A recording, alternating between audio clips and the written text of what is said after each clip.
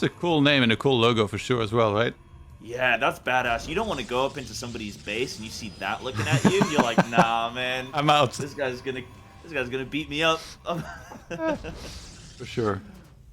I mean, Team Liquid is a respected logo as well, for sure. But it's a horse, like a lot friendlier for sure. That's equally as scary a logo, but for different reasons. Because you see that and you go, ah, right, distinguished. Like, this is a team that's been around since I was a boy. So yeah, absolutely. All right, Clem.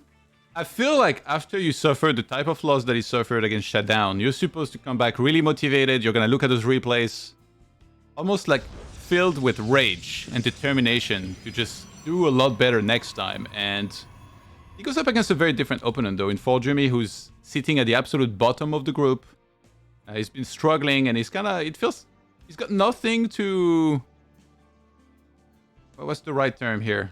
Nothing to lose? Yeah, nothing to lose, pretty much. Everything to gain. Exactly. Absolutely, and starts off with this kind of proxy pylon, which... you'll probably know, but I mean, and a Zealot as well early. Okay, what is this gonna turn into here? I think a Stargate's usually it's gonna be the choice, and to be honest, I feel like most Terrans, they scout quite a bit. So they would see this coming, and then they would be able to react to this very, very well. So I'm a bit surprised that Jumi's trying with a Zealot into an Adept. Maybe he has like a precise plan where even though Clem knows that this is coming, he knew that by now Clem will have already started the command center, which makes it harder to have enough units to defend perfectly against this. But the bunker... Yeah, and Clem clearly knows that something's up, right? He's got the bunker, it's almost finished, so this Zealot isn't really going to get to do too much. The Reaper comes in as backup, and they're going to be able to jump inside. Even the SCV gets in and goes, alright, let's have a party inside this bunker, and the Zealot's not really going to get any work done there, but as to be expected against Clem, I mean, he knew something was fishy going on, and he played around it, respecting his opponent, which you love to see. Yeah, let's see if the Adept here can find some damage. We'll be able to take out one SCV. In a second. Can he actually shade out? Yes. Okay, so he did find a little bit of damage, but usually when you commit to this type of aggression, you're hoping to do a whole lot more than just one SCV. Or two SCVs. Yeah.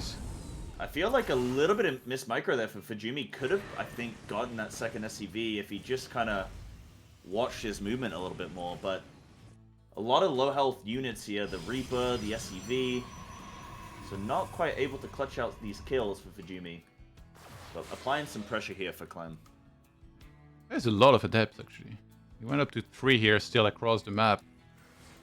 There's a Cyclone now on the high ground behind the supply depot wall here that's there.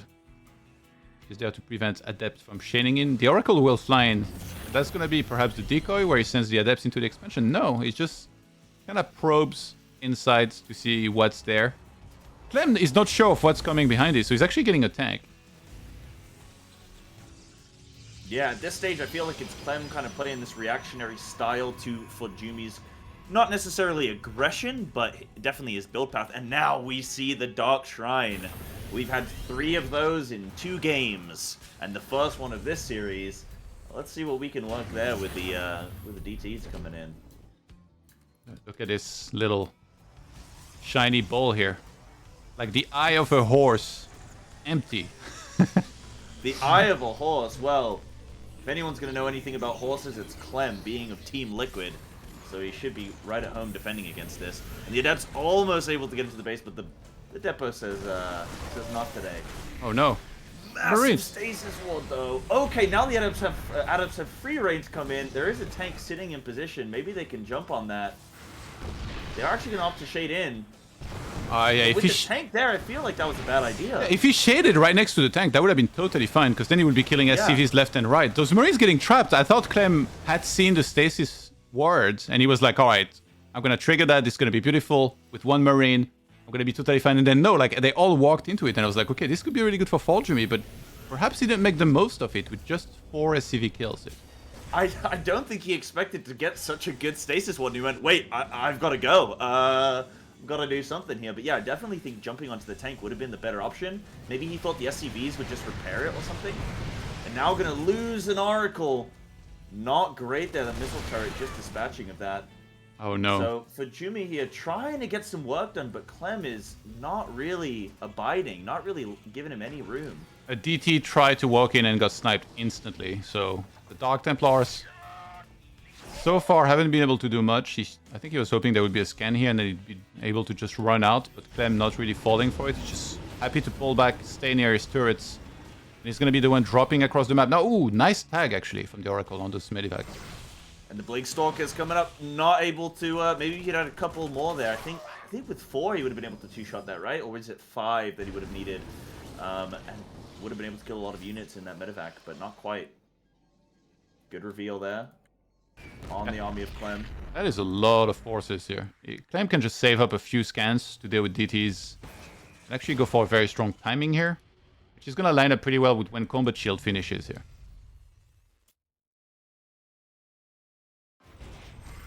Whoa! Jumi goes for the counter immediately as Clem moves out from his base. The DT's going to be able to get some work done here as well without a scan. But the counter attack, I mean, how is he defending this? If he had everything at home, it already would be hard. Now his units are across the map. Jumi's going to lose. He's going to lose this this third expand here, this third base. All the probes go down with it. So I mean, this is just going to get cleaned up, and then he can choose then to move into the natural expand. ForJumy's still trying to get some work done in the natural of Clem's, but it's just doesn't have enough forces to deal with Clem's defenses, let alone Clem's aggression here and his offense. It's probes versus Marines, and oftentimes Marines win that one. Yeah, I mean, Clem just has so much there.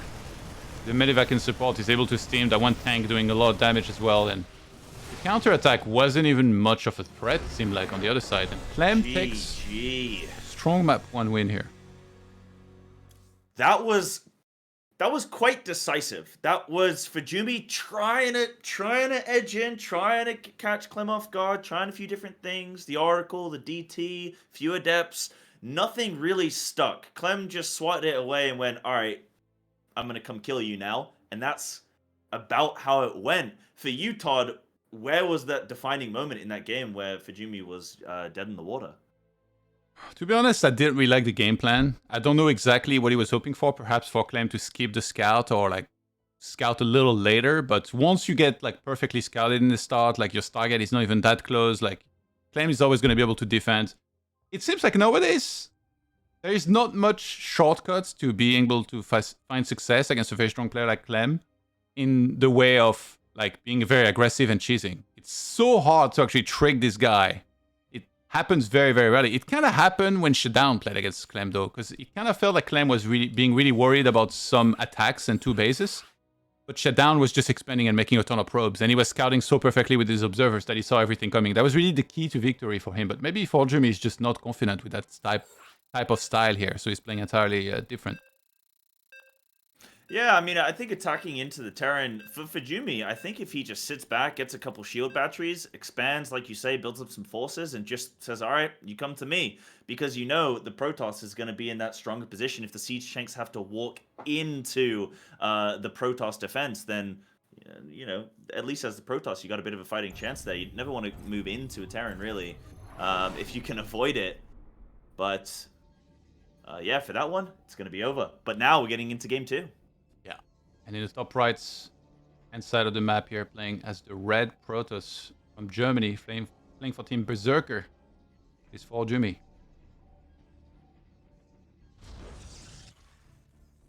And in the bottom left, the horse of Team Liquid himself, Clem. Did you enjoy my nay? That was pretty good, honestly. Thank you. I think it's one of the harder ones to do. Yeah, kind of like, I mean, if Team Liquid had like a cow or something, moo is quite easy. Yeah. The nay is quite difficult. Imagine if they had a dolphin, though. No, you're not paying me into dolphin, Todd. I'm not doing that. I'm not squealing on stream. No way. Not unless ForJumy takes this series off of Clem, then you'll hear me. Oh squeal, god, I've never been cheering for someone as much.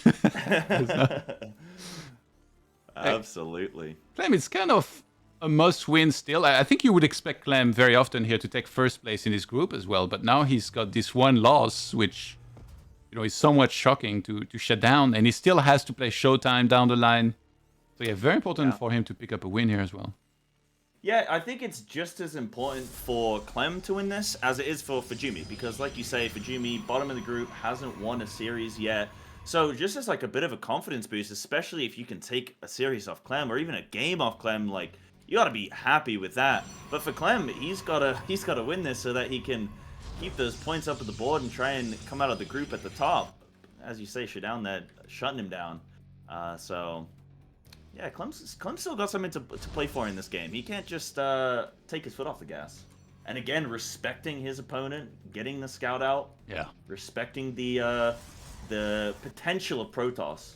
And even ForJumy putting his buildings, putting his a wall off here to prevent the Reaper harass.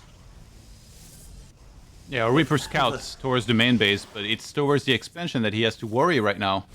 That SCV is building a bunker, and there was no space for a probe to actually attack it for a second. Clem's trying to kind of play around the movement of the SCV here to where it couldn't be attacked. And now the Reaper is going to show up.